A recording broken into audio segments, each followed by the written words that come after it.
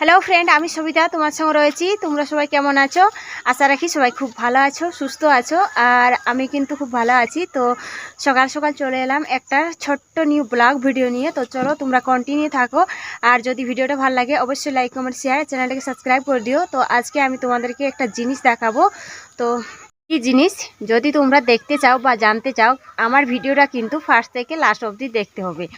দিন থেকে যে হারে ঠান্ডা পড়েছে, মানে মকর সংক্রান্তির পর থেকেই ঠান্ডাটা মনে হচ্ছে বেশি পড়েছে। আর শীতের কথা কি বলবো, মানে সকাল থেকে শুরু হচ্ছে, যত বেলা হচ্ছে তত বেশি পরিমাণে শীত পড়ছে। ও মা দেখো কাণ্ড। চলো তোমরাকে একটা জিনিস তো অবশ্যই দেখাতেই হবে। তো সেটাই আমি আর কি তোমাদেরকে দেখাবো কয়েকদিন থেকে ভাবছি, তো দেখানো হচ্ছে না। তো কি সেটা আজকে তোমরাকে দেখাবো। তো চলো কি দেখাতে চলেছি তোমরাকে আজ আমি। তুই উনানটা সামান দিবি নাকি? হ্যাঁ ভাই, আর এই কোথায় বসছি আর দেখ গো, একদম ভিতরে সামান দিবি উড়বি।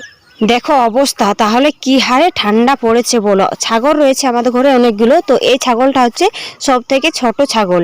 তো একে দড়ি দিয়ে বাঁধা হয়নি, দিয়ে এখন দেখো আগুন জ্বলছে, দিয়ে ও চলে এসেছে। কেমন ভাবে বসে রয়েছে দেখতে পাচ্ছ, মাথাটা নিচু করে দুটো পা হাঁটু গেড়ে আর আগুন তাপছে।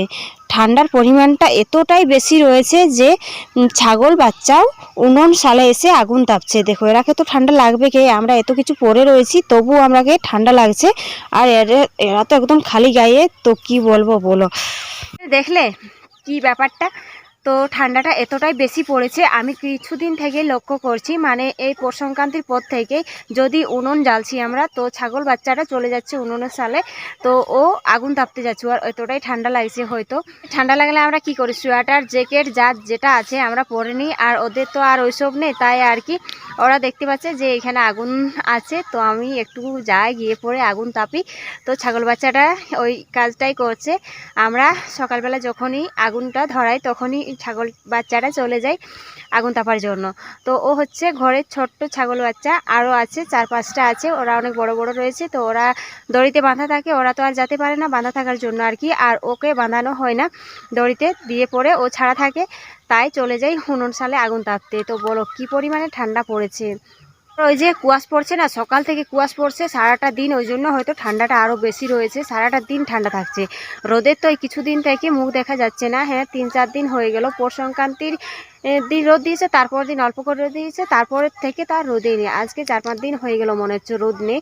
তো বলো কি অবস্থা রয়েছে ছাগলগুলোর আমাদের। তো ফ্রেন্ড, ভিডিওটা কেমন লাগলো অবশ্যই আমাকে কমেন্ট করে জানাবে। আর আজকের মতন টাটা, আবার দেখা হবে পরের দিন। এরকম ছোট্ট একটা ভিডিও নিয়ে আসবো তোমাদের সাথে কথা বলতে।